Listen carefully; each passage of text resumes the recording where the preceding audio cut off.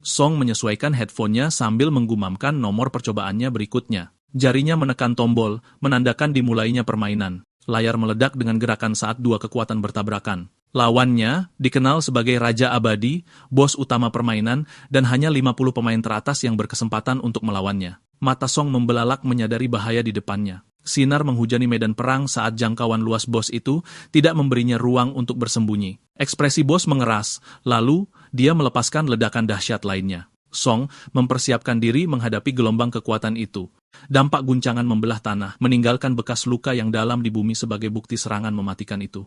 Song menenangkan pedangnya saat dia ingat bagaimana tidak ada yang berhasil mengalahkan bos itu sejak game itu diluncurkan. Medan perang meraung hidup dan Song ingat bagaimana semua orang memanggilnya penguasa abadi dunia game. Dia memanggil serangannya sendiri dari tempat dia berdiri. Dia menatap ke depan dan menolak legenda yang disebut itu sebagai rumor belaka. 5 tahun lalu, kakaknya pernah menaklukkan bos yang sama saat beta tertutup game, hanya butuh seminggu untuk menyelesaikannya. Tetapi setelah kemenangan itu, kakaknya menghilang tanpa jejak. Tidak ada yang tahu apa yang terjadi, namun jauh di lubuk hatinya, dia merasa kebenaran tersembunyi di dalam game ini. Itu sebabnya dia terus kembali, menghadapi Raja Abadi lagi dan lagi, tidak peduli berapa banyak percobaan yang dibutuhkan. Setiap serangannya membawa sumpah yang sama, bahwa dia harus mengalahkan orang yang memegang jawabannya. Tekadnya bergema melalui ledakan dampak. Asap memenuhi udara dan berputar-putar. Dari dalam kabut, Raja Abadi muncul kembali saat dia naik ke fase keduanya. Waktu berlalu, dan pertempuran berlarut-larut hingga jam kelima saat bentrokan berlanjut. Dia berlari melintasi udara saat dia memberikan pukulan pada bos. Song terengah-engah, napasnya tersengal-sengal karena kelelahan. Dia hampir tidak bisa tetap sadar. Menyadari ini adalah waktu terlama dia pernah bertahan. Tubuh bos itu bergoyang, namun cahaya redup di intinya menolak untuk memudar. Bos itu bergumam tak percaya, tidak dapat memberikan satu pukulan pun yang menentukan. Raja Abadi tertawa terbahak-bahak, mengejek kelemahan Fana Song dan menyatakan supremasinya. Kemarahannya menyala saat dia berteriak diliputi amarah dan kegilaan. Raja Abadi menyerbu ke depan, mengulurkan tangan yang berderak untuk menghancurkan lawannya. Song mendongak dengan bingung, membeku saat sesuatu bergeser di udara. Terlepas dari kekacauan di sekitarnya, ketenangan aneh menyelimuti pikirannya. Dia mengenali sensasi itu secara instan, sesuatu yang belum pernah dia rasakan selama bertahun-tahun. Matanya menajam dengan kesadaran bahwa dia telah menemukan celah. Dia berlari seperti tombak cahaya. Dia mencengkram pedangnya erat-erat, yakin bahwa inilah saatnya untuk melepaskan teknik terkuatnya. Serangannya merobek medan perang, menebas bos secara berurutan. Dia mendarat di tanah sebelum bergegas maju dengan busur menyilaukan dari serangan terakhirnya. Bilah itu menebas udara dan berputar dengan keras. Siluet Raja Abadi berkedip, wujudnya hancur berkeping-keping di bawah kekuatan serangan itu. Saat cahaya memudar, Song berdiri setelahnya, pedangnya diturunkan. Kemenangan melintas di layar saat obrolan global meningkat dengan ketidakpercayaan dan sorak-sorai, memujinya sebagai clear sempurna pertama di dunia. Duduk di depan monitornya, dia menatap kosong, bermandikan keringat, tidak percaya bahwa dia benar-benar menang. Dia ingat tahun-tahun isolasinya, terperangkap di ruangan sempit sementara orang lain menganggapnya sebagai kegagalan, bahkan orang tuanya. Tetapi melalui semua itu dia bertahan, bertekad untuk mengungkap misteri di balik game terkutuk ini. Tiba-tiba layarnya berkedip merah, menampilkan simbol aneh yang terbakar. Dari gambar yang terdistorsi, sesosok tubuh mulai muncul. Sosok itu terwujud dan bertanya apakah Song benar-benar ingin menemukannya. Mata Song membelalak kaget saat dia mengenali wajah kakak laki-lakinya yang telah lama hilang. Diliputi emosi, dia berteriak ke layar menuntut untuk tahu di mana kakaknya selama ini. Kakaknya menyeringai dan bertanya lagi padanya. Song menyadari bahwa ada sesuatu yang sangat salah. Cahaya jahat berkedip di mata kakaknya, menjanjikan bahwa dengan memasuki percobaan Raja Abadi, dia akan menemukan kebenaran. Song menunduk ngeri saat tubuhnya mulai memudar. Kepanikan mengambil alih saat dia berteriak minta jawaban, menuntut kembalinya kakak laki-lakinya yang sebenarnya. Kemarahannya mengeras saat dia mengutuk, menyatakan bahwa jika ini adalah percobaan, dia akan menghadapinya secara langsung. Permainan itu menelannya sepenuhnya, menyeret tubuhnya ke dalam layar. Kegelapan mengikuti, dan suara samar-samarnya bergema kesakitan saat dia sadar di suatu tempat yang tidak dikenal. Cahaya redup gua mengungkapkan lengan yang tertutup bulu tergeletak tak bergerak di tanah. Keheningan dipecah oleh desisan samar yang bergema melalui dinding gua. Dia bergerak, mengerang kebingungan saat dia terbangun ke udara lembab dan menyesakkan dan bau busuk. Pandangannya terkunci pada anggota tubuhnya yang berbulu, mempertanyakan apakah itu tangan monyet yang dia lihat. Perlahan, dia mengangkat tangannya, memeriksa cakar panjangnya dengan tidak percaya.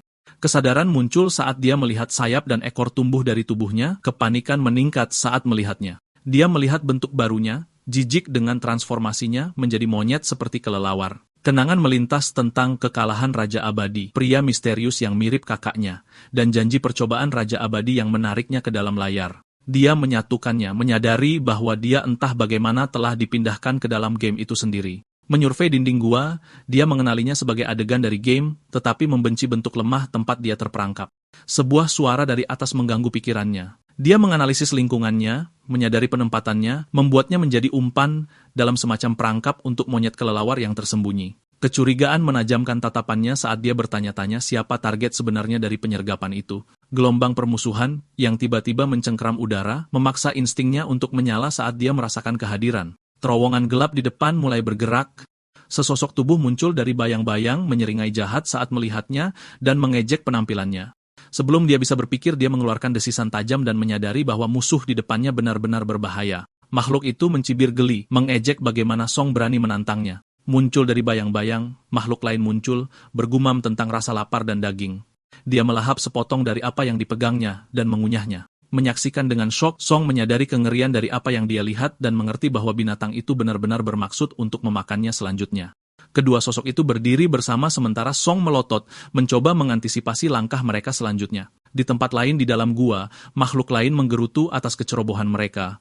Dia beristirahat di atas kandang, memperingatkan bahwa gua itu adalah jebakan dan mendesak yang lain untuk bergegas.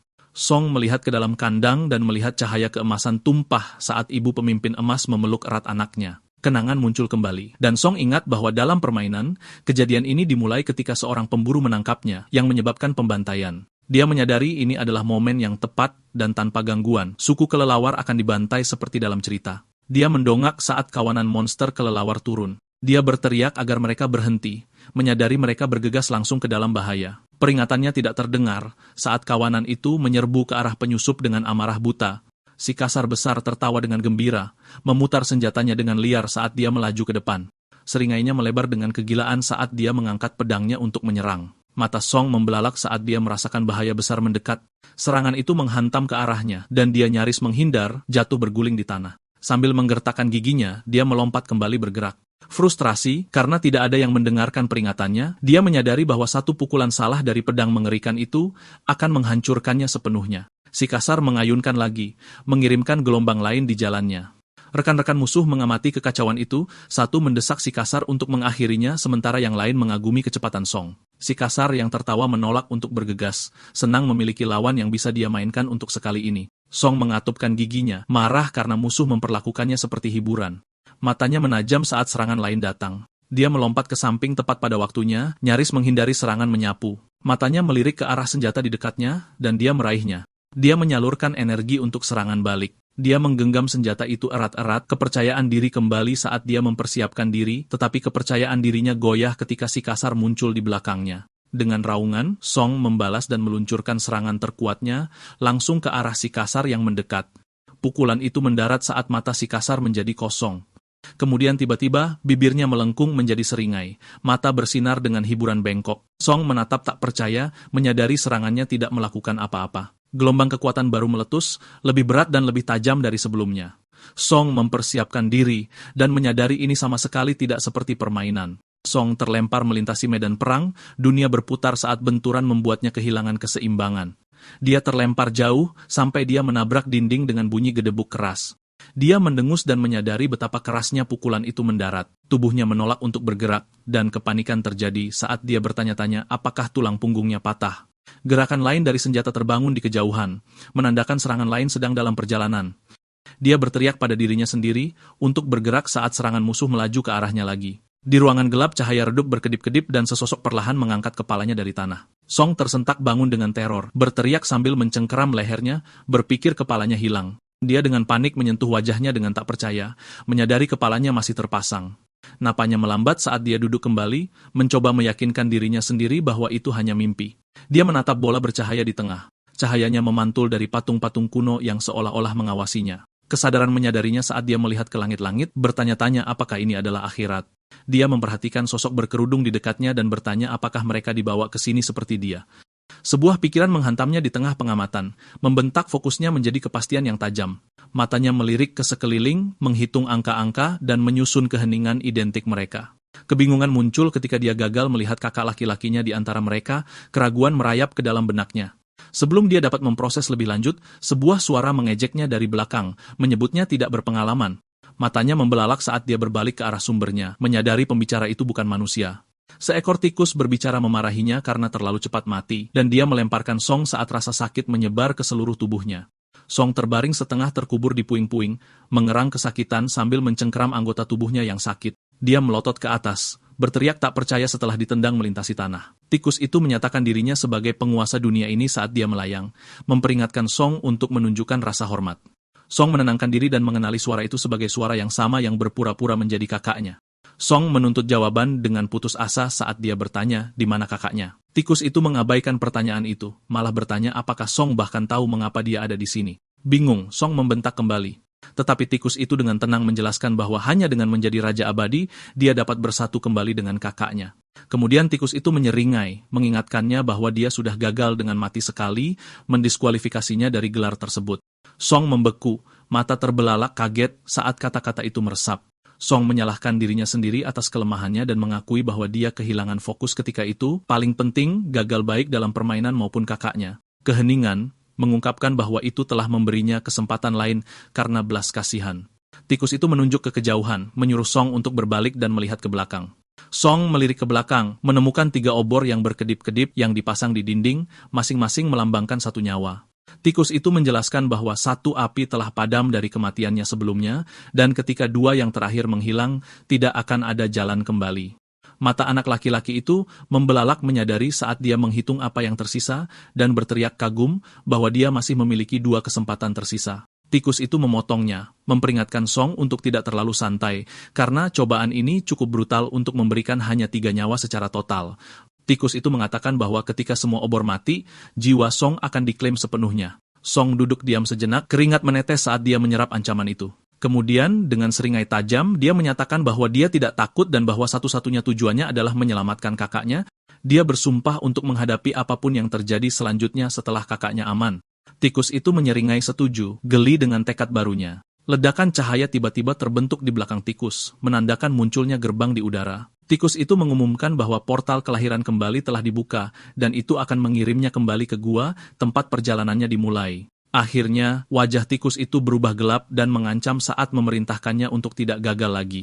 Seberkas cahaya menelan Song, berputar keluar saat portal di bawah kakinya aktif. Energi keemasan melesat ke atas ke portal kelahiran kembali. Song kemudian diangkut ke gua tempat dia terakhir dikalahkan. Song tersengal-sengal, mata bersinar dengan tak percaya, dan kemenangan saat dia menyadari kebangkitannya itu nyata. Dia melihat ke arah terowongan gelap di depan, mengingat bagaimana para penyusup pernah melarikan diri melalui jalan yang sama. Pikirannya berlomba, takut mereka mungkin kembali dengan bala bantuan jika dia tidak melakukan apa-apa. Tekad mempertajam ekspresinya saat dia memutuskan untuk bertindak sebelum terlambat. Kakinya menghantam tanah.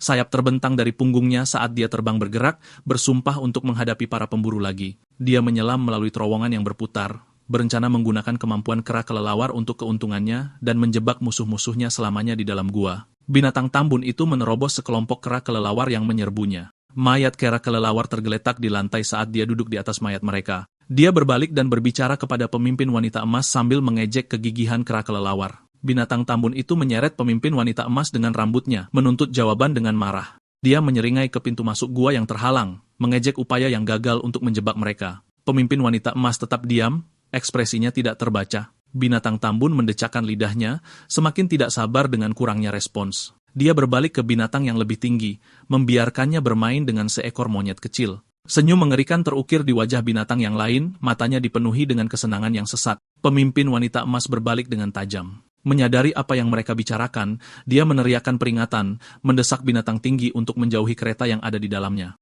Binatang tinggi mendekati bayi pemimpin wanita saat dia menangis memintanya untuk tidak mendekat. Dia melangkah dari kegelapan, seringainya melebar saat dia memanggil anak itu untuk mendekat. Bayi itu tersenyum polos, tidak menyadari ancaman di hadapannya. Binatang tinggi menerjang, rahang terbuka lebar untuk menyerang. Pemimpin wanita emas menghentakkan kakinya ke tanah dengan marah, berteriak agar binatang itu berhenti. Tiba-tiba, angin menderu melalui terowongan. Song tiba dan dengan cepat bergerak melalui gua, mencegat tindakan binatang itu. Binatang tinggi mengangkat kepalanya dengan terkejut. Dia berteriak kesakitan, memegangi wajahnya saat dia menyadari mulutnya tercabik-cabik. Binatang itu terhuyung mundur, sementara yang lain bertanya bagaimana Song masih bisa hidup. Song berjongkok di samping bayi pemimpin wanita emas, sementara binatang tambun mengingat monster yang pernah dihadapinya yang juga menolak untuk mati. Nada bicara binatang tambun berubah menjadi ketidakpedulian saat ia memutuskan alasannya tidak penting, bersiap untuk bertarung lebih keras kali ini. Dia memanggil Song, mengejeknya untuk mendekat. Song menyerbu seolah-olah langsung menuju senjata binatang itu. Dia dengan cepat menunduk untuk menghindari serangan binatang itu, mencatat bahwa karakteristik kera kelelawar adalah kecepatan. Song juga menunjukkan bahwa kecepatan kera kelelawar putih jauh lebih besar dari biasanya. Itulah sebabnya mereka digunakan sebagai umpan. Song berpikir bahwa jika dia bisa menggunakan tubuhnya dengan baik, dia bisa meraih kemenangan atas binatang itu. Binatang tambun itu terkejut saat bekas cakar tertinggal di bahunya. Song menyipitkan matanya, memperhatikan betapa uletnya tubuh musuhnya. Binatang tambun itu tertawa gelap, mengejek upaya itu dan menunjukkan perbedaan besar dalam kekuatan mereka. Binatang itu menyeringai lebar, senang dengan gagasan pertarungan yang berkepanjangan, dan siap untuk menikmati perjuangan itu. Tatapan Song menajam, fokusnya tak tergoyahkan di tengah ejekan. Song menyatakan bahwa dia akan memberi lawannya semua sensasi yang dia dambakan, meninggalkan serangan berputar saat dia bergerak di udara. Binatang itu berdiri diam, senjata masih di tangan. Saat tubuhnya tercabik-cabik bagian demi bagian, dia mengeluarkan suara eraman setelah serangan itu. Binatang itu mengangkat pedangnya tinggi-tinggi, mengumpulkan sisa kekuatannya untuk serangan balik. Song dengan cepat melompat mundur saat senjata binatang itu menghantam tanah. Song meluncur mundur saat dia mendarat dari melompat untuk menghindari serangan itu. Song mengamati dengan tenang, menganalisis ayunan ceroboh dan kecepatan lambat lawannya. Membandingkannya dengan bos terakhir yang pernah dia hadapi, tetapi memutuskan untuk tidak melakukannya karena binatang itu hanyalah binatang buas. Binatang itu tampak kelelahan saat dia mengeluh bahwa pertempuran mereka membuatnya kesal. Dia meraung, marah karena dipermainkan, dan menuntut pertarungan yang sebenarnya. Mata Song berkilat dingin saat dia menerima tantangan itu. Song dengan cepat menyerbu dan mengelilingi binatang itu dengan serangan, melucuti senjata binatang itu sambil terus menyerang. Binatang itu, yang tidak memiliki senjata, terpaksa memblokir serangan dengan lengannya. Binatang itu menggertakkan giginya sambil menahan rasa sakit karena pukulan tanpa akhir. Song terus menyerang, membuat binatang itu tidak memiliki jalan keluar.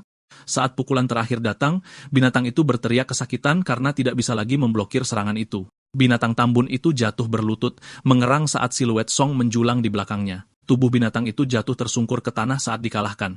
Dua binatang yang tersisa menyaksikan akibatnya, yang tinggi bingung, sementara binatang wanita mengejek kekalahan si tambun. Binatang tambun itu berbaring telungkup, menuntut sekutunya berhenti mengejeknya dan memberikan bantuan mereka. Binatang wanita itu berlutut dengan senjatanya di punggungnya dan setuju untuk membantu sekutunya. Dia tiba-tiba berputar dan melemparkan senjatanya ke arah Song, berputar dengan panik. Song menyaksikan senjata itu melewatinya. Mata binatang tambun itu membelalak karena terkejut dan khawatir.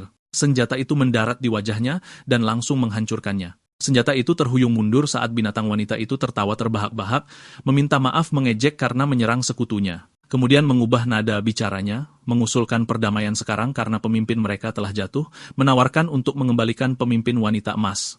Song mempertimbangkan kata-kata binatang itu dan dengan tenang menyetujui, tidak melihat alasan untuk melanjutkan pertarungan. Dia melangkah maju dan meminta sedikit bantuan. Dia mengenang masa-masa bermain game lamanya, mengingat kenyamanannya dengan pedang besar dan sensasi sederhana menebas bos, tangannya mencengkeram bilah dengan kuat saat dia memanggil kedua lawannya. Dia menerjang dengan cepat saat dia meminta mereka untuk memanjakannya dalam sedikit latihan. Senyumnya memudar saat dia menyatakan pertandingan ini hanya akan berakhir dengan kematian. Kedua binatang itu bereaksi, berteriak saat mereka meluncurkan diri ke arahnya.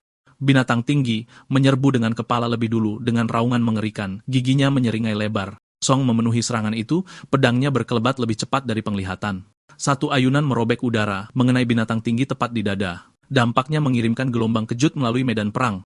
Binatang wanita itu berlutut saat bersiap untuk melempar senjatanya sekali lagi. Kepercayaannya hancur saat tubuh sekutunya jatuh setelah satu pukulan. Ia membeku sesaat, matanya membelalak saat merasakan sesuatu mendekat dengan cepat. Kilatan menyilaukan meledak di depannya, yang diblokirnya dengan ayunan senjatanya. Itu bergema dengan amarah saat ia berayun kembali, ledakan itu menyebarkan puing-puing di sekitarnya. Ia menerobos asap, menghina Song karena masih mencoba menyergapnya. Debu mengendap saat ia melihat senjatanya tidak mengenai sasaran. Kemarahannya semakin meningkat saat ia mengulangi penghinaannya, membanting senjatanya ke tanah. Pisau itu menancap di dinding, dan wanita itu terlambat menyadari bahwa itu adalah jebakan. Dia memindai kabut, menyadari bahwa Song menggunakan pisau itu sebagai pengalih perhatian sebelum menghilang ke dalam asap. Song muncul di belakangnya dengan sayapnya siap memotong leher monster itu. Mencoba menutupi ketakutan wanita itu, ia mencoba bernegosiasi. Song langsung menolak tawaran itu dan bersiap untuk menyelesaikan pertarungan. Dia dengan cepat menebas monster itu, menyatakan bahwa ia akan bertahan di sini selamanya. Song berjalan pergi saat mayat ketiga monster itu tergeletak kalah di lantai. Song berdiri tak bergerak, tatapannya mantap. Tuan dunia yang seperti tikus turun dari atas, memuji keberhasilan Song yang cepat. Sang guru mengamati musuh yang jatuh dengan kagum, mengomentari ketepatan Song yang kejam. Dia menyimpulkan bahwa seseorang seperti Song pasti pernah membunuh sebelumnya. Ketabahannya jauh melampaui seorang petarung biasa. Song menatap mayat-mayat yang berjatuhan, bertanya-tanya apakah dia benar-benar membunuh mereka sebagai bagian dari aturan permainan. Seringai samar muncul di wajahnya saat dia mengalihkan kesalahan kepada tikus yang menciptakan dunia ini. Mata tikus itu menyipit saat ia merasakan sesuatu yang berbeda dalam diri Song, perubahan halus dalam tingkah lakunya. Mata Song yang tajam terkunci dengan mata sang guru dengan geli. Pupil mata tikus itu menyempit karena alarm saat bahaya mendekat. Dengan ekspresi gila dan kecepatan luar biasa, Song menerjang ke depan, meneriakkan niatnya untuk mengalahkan tikus itu. Mata sang guru menyipit saat sebuah pedang menembus tubuhnya. Serangan Song membelah dengan bersih. Sambil tertawa liar, Song mengejek langit, membual tentang kemenangannya dan utusan yang jatuh. Seringainya melebar saat dia mengejek Raja Abadi yang tak terlihat, menantangnya untuk menghadapinya secara langsung. Suara tikus itu bergema lagi, nadanya lebih dingin saat dia menyebut Song sebagai manusia bodoh. Ia mengungkapkan sifat aslinya, menyatakan bahwa ia tidak melayani raja maupun pangkat rendah. Sulur-sulur merah tua meletus dari tanah, membelit Song saat sang guru memanggil kekuatannya. Masa merah itu meluas menjadi lengan mengerikan, mengklaim serangan itu tidak lebih dari sekadar isyarat lembut. Tangan bercakar besar itu turun dan membayangi Song. Ekspresi Song menegang saat dia mempersiapkan diri untuk dampak yang menghancurkan. Kekuatan merah raksasa itu menabrak bumi. Sang guru melayang di atas kehancuran, dengan sombong mengomentari serangannya sambil mengakui ketahanan Song. Terkubur di bawah reruntuhan, Song mengatupkan giginya, mendidih dalam frustrasi atas kekalahannya. Dia melotot ke atas, bersumpah akan membalas dendam, dan bersumpah akan membalas serangan itu suatu hari nanti. Matriar emas muncul dengan bayinya di tangan, menatap dengan rasa ingin tahu yang tenang. Setengah sadar, Song bergumam dengan getir, bersikeras bahwa orang yang dia selamatkan harus menunjukkan rasa terima kasih. Sang guru panik dan buru-buru memutuskan untuk mengirim Song ke tahap berikutnya untuk menghindari kesalahan dari Raja Abadi. Tiba-tiba, mulut mengerikan terbuka lebar. Monster itu melahap karakter Song, dan dia menjerit frustrasi, meratapi kegagalannya yang berulang dalam permainan. Membanting pengontrolnya, dia mengeluh karena kalah lusinan kali tanpa mengalahkan bahkan seekor anjing liar pun. Kelelahan, dia meminta bantuan kakaknya, mengakui bahwa permainan itu terasa mustahil. Kakaknya, tenang dan santai, mengingatkannya bahwa permainan membutuhkan kesabaran dan strategi, bukan serangan sembrono. Kakak laki-laki mengangkat jari dengan percaya diri, mengklaim tahu satu rahasia sejati untuk menang. Mata Song berbinar kegirangan, dengan bersemangat memohon untuk mendengarnya. Dengan senyum menggoda, kakak laki-laki mengungkapkan bahwa satu-satunya cara untuk menang adalah melalui latihan. Tiba-tiba, suara-suara bergema dalam kegelapan, memanggil seseorang bernama Xing. Seorang pria keras dan memerintah meneriakkan nama itu berulang kali, dan Song bertanya-tanya siapa Xing itu. Dia meringis saat sebuah tangan mencengkram bahunya dengan menyakitkan, bersikeras bahwa namanya adalah Song dan bukan Xing. Dia mendongak dan melihat kerumunan prajurit suku mengelilinginya. Kesadaran muncul di matanya saat dia mendongak dengan cemas. Dia panik, berpikir para pemburu bersiap untuk menyerang. Didorong oleh rasa takut dan kebingungan, dia menyerang, menyatakan dia tidak akan mati tanpa perlawanan. Pria di depannya menangkap lengannya sebelum dia bisa melakukan apapun. Pria itu berteriak dengan marah, menuduh pemuda itu kehilangan akal dan mempertanyakan kesetiaannya kepada tim. Song memiringkan kepalanya, terkejut menyadari bahwa dia tampaknya adalah bagian dari kelompok yang sama. Dia menatap tangannya sendiri dengan tidak percaya, menemukan tubuhnya menjadi manusia lagi. Melihat sekeliling, Asayara, dia mengenali pemandangan itu dan mulai mengingat di mana dia berada. Dia mengidentifikasi daerah itu sebagai lembah tebing patah, rumah para pemburu. Menatap ke langit, dia menegaskan kecurigaannya bahwa dia memang telah bertransmigrasi lagi. Kapten memarahinya dengan keras karena melamun di patroli pertamanya, mengancam hukuman begitu mereka kembali. Dia mengembalikan senjata ke Song. Penjaga lain mendorongnya untuk bekerja lebih keras dan memperingatkannya untuk tidak membuat kapten kesal lagi. Sebuah spanduk merah berkibar tertiup angin di bawah langit yang cerah. Seorang pengintai melambaikan bendera sinyal dari puncak gunung, mengingatkan yang lain akan bahaya yang mendekat. Salah satu pemburu memperhatikan gerakan itu, dan dengan cepat memberitahu kapten tentang sinyal di depan. Bawahan panik saat dia mengenali peringatan itu, berteriak bahwa suku serigala sedang menyerang. Kapten tetap tenang, mengeluarkan perintah agar semua tim bersiap untuk pertempuran. Song melihat ke arah cakrawala, bergumam dengan bingung saat menyebutkan serigala. Awan debu membubung di kejauhan saat derap langkah gemuruh semakin dekat menandakan kedatangan serigala. Sekawanan serigala ikan mengerikan menerjang melalui ngarai, sirip mereka membelah udara. Kapten menyipitkan matanya, menghitung hanya 3 dari binatang buas yang mendekat.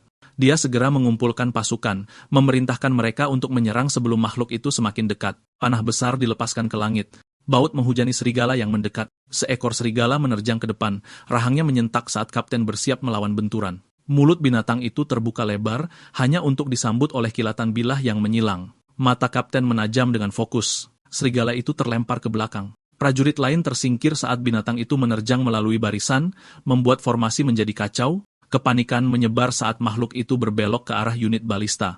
Kapten berteriak agar Song mencegatnya sebelum melarikan diri. Song menenangkan tombaknya saat serigala yang menyerang itu mengarah padanya. Dia menghembuskan napas dan mengingat kata-katanya sendiri tentang kekuatan, menyadari usaha saja tidak cukup tanpa keterampilan. Dengan bidikan sempurna, dia menukik ke bawah, menusukkan senjatanya ke titik lemah serigala yang terbuka. Dia menyalurkan seluruh kekuatannya ke dalam satu serangan ke bawah, dan tombaknya menembus langsung tengkorak serigala. Para prajurit menyaksikan dengan tak percaya, berseru bagaimana Song berhasil mengenai arteri makhluk itu dalam satu pukulan. Debu menutupi medan perang saat mereka berusaha melihat apakah monster itu telah jatuh. Kelegaan mereka berubah menjadi panik saat serigala itu tiba-tiba menerjang ke depan, masih hidup dan mengamuk. Song berpegangan pada punggungnya dan menyadari ukuran makhluk itu, membuat tombaknya hampir tidak berguna melawannya. Putus asa, dia menenangkan cengkeramannya dan membanting tombak itu sekali lagi ke kepala binatang itu. Serangan itu terhubung tetapi gagal menyelesaikannya, membuatnya frustrasi saat senjatanya macet di tengah pukulan. Serigala itu meronta dengan liar saat yang lain berteriak minta tolong.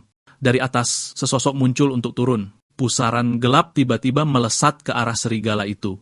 Kapten menyerbu masuk dan menebas binatang itu dengan kecepatan yang membutakan.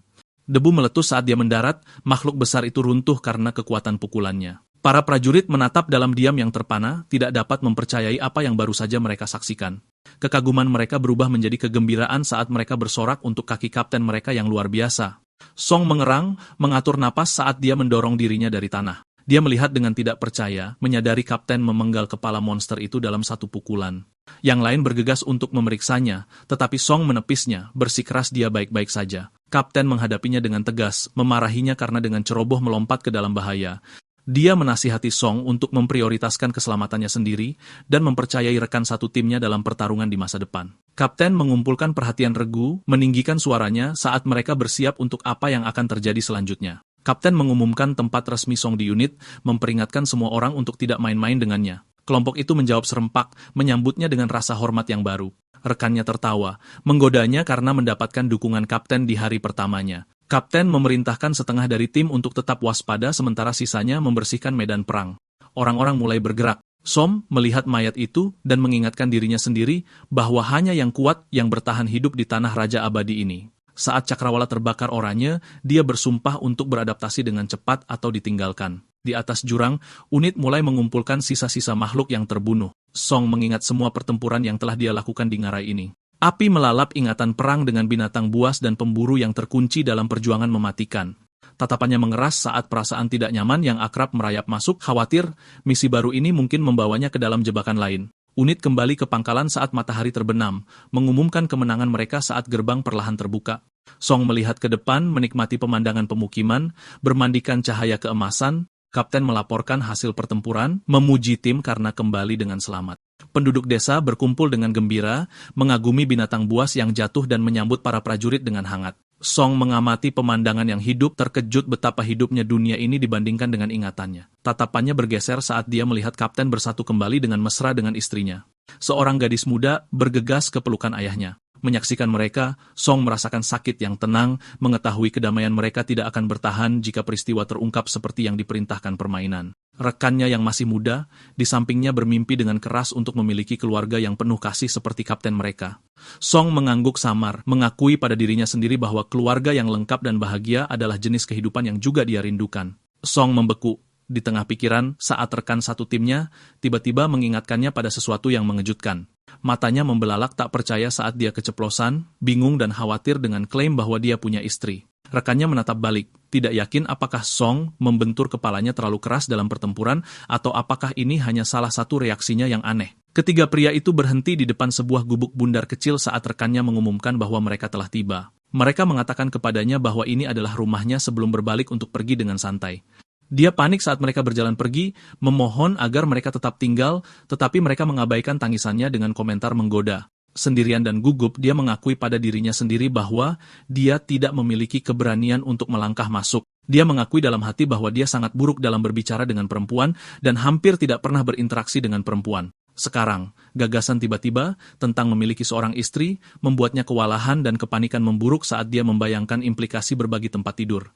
Dia membeku ngeri, menyadari apa artinya itu. Wajahnya tegang karena semua warna, pintu berderit terbuka, dan seorang wanita melangkah keluar, memecah pikirannya yang panik.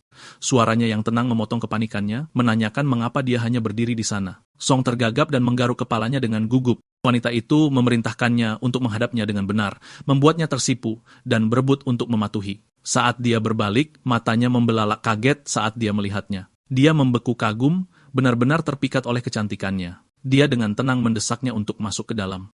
Sebuah lilin berkedip di dalam rumah, dan bayangan mereka bergerak di dinding saat dia dengan gugup mempertanyakan apa yang terjadi. Kepanikan meningkat saat tangan bercahaya menjangkau ke arahnya, membuatnya benar-benar bingung. Pikirannya berputar saat tangannya mulai bergerak perlahan ke bawah. Tamparan keras memecah momen itu saat dia berteriak kaget. Ketegangan menghilang ketika seorang wanita yang lebih tua, neneknya, dengan riang memuji fisiknya. Istrinya tersenyum hangat, lega karena dia aman, dan mengundangnya untuk makan.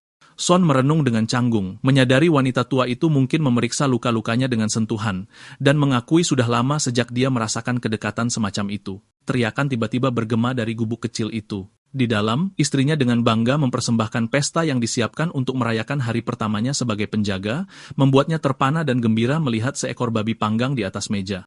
Dengan sumpit di tangan dan seringai lebar, dia terjun ke pesta itu, siap untuk makan sepuasnya. Dia berdeham pelan, mengingatkannya untuk menjaga sopan santunnya. Sedikit malu, dia melambat menggumamkan bahwa dia agak terlalu ketat. Istrinya menoleh ke neneknya dan memberinya makan dengan penuh perhatian. Cahaya hangat bersinar dari jendela saat ketiganya berbagi makan malam yang tenang bersama. Di bawah langit, kenangan berputar di benak Song saat dia mengingat makanan keluarganya sendiri. Dia ingat bagaimana semuanya berubah setelah saudara laki-lakinya menghilang, hanya menyisakan teriakan dan kebencian di belakangnya. Beban itu menghancurkan keluarga itu. Dikelilingi sampah dan kaleng kosong, dia bertanya-tanya kapan terakhir kali dia duduk untuk menikmati makanan asli. Kembali ke masa sekarang, tangannya sedikit gemetar saat dia makan.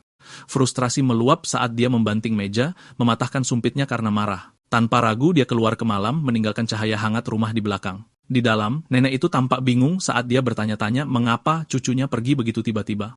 Istrinya tersenyum tipis, meyakinkannya bahwa dia akan segera kembali.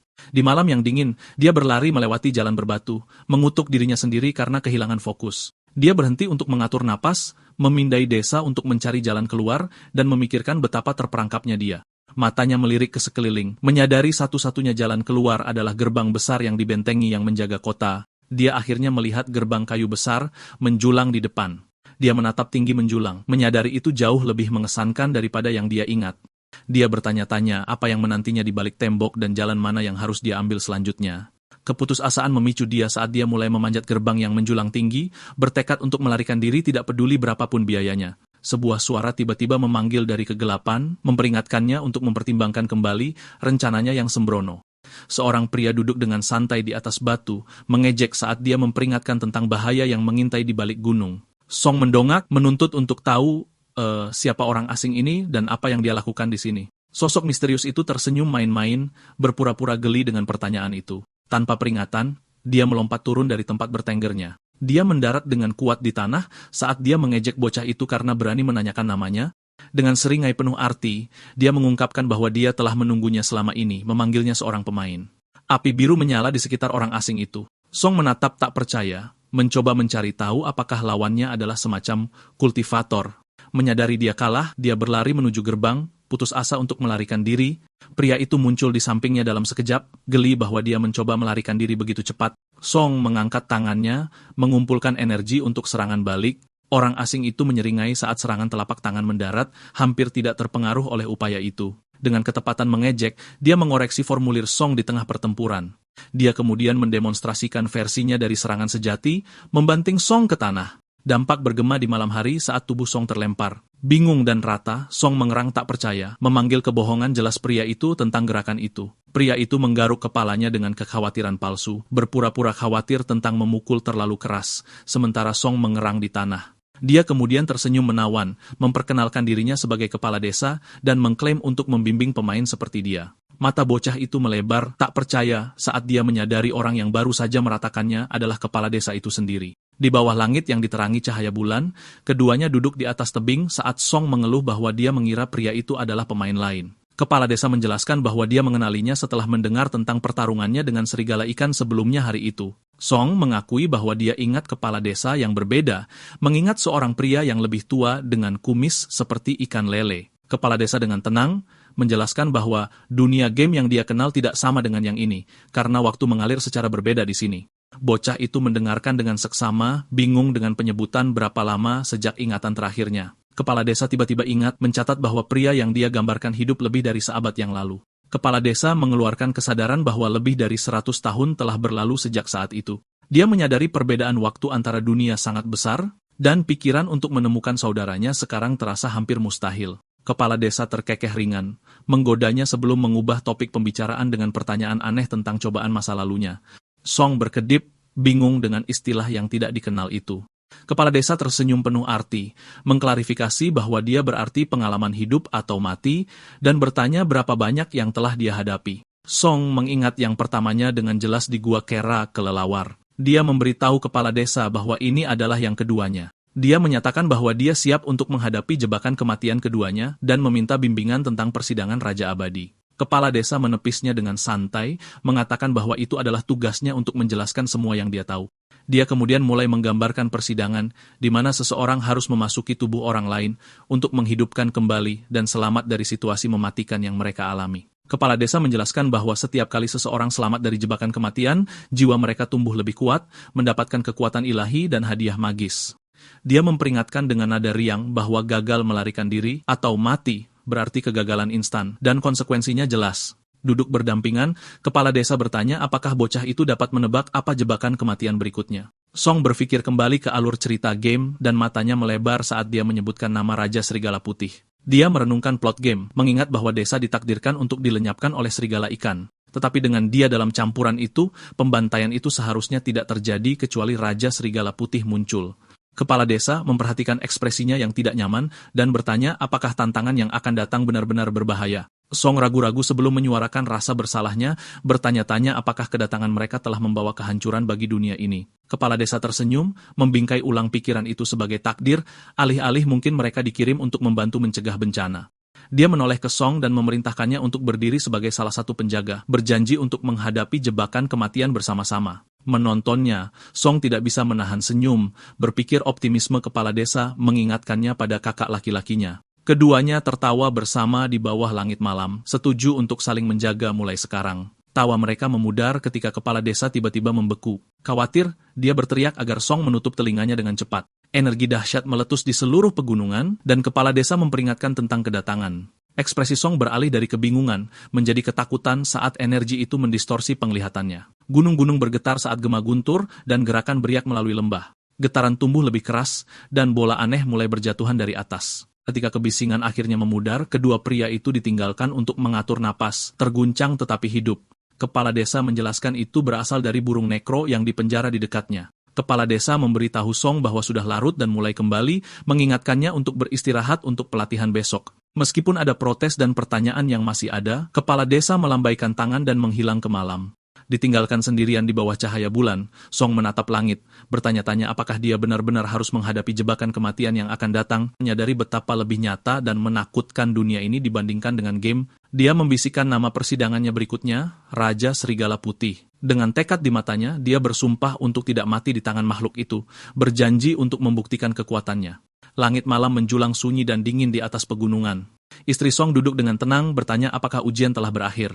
Sebuah suara menjawabnya dari luar, melaporkan bahwa bocah itu naif dan tidak berpengalaman. Laporan itu berlanjut, menggambarkannya sebagai tidak berbahaya dan jauh dari menjadi ancaman nyata. Senang dengan berita itu, wanita itu berterima kasih kepada bawahannya atas pembaruan itu.